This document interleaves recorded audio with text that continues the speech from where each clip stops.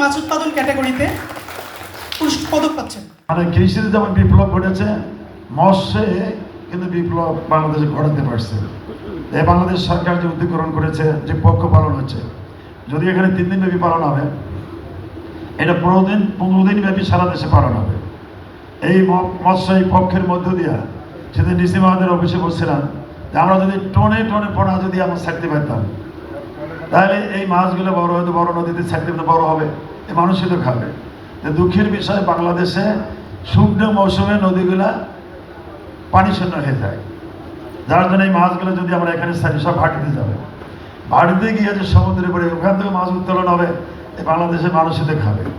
এই জন্য আমাদের এই পোনা অবমুক্তিটা ব্যাপক করতে হবে, টনে টনে পোনা ছাড়তে হবে নদীগুলোতে।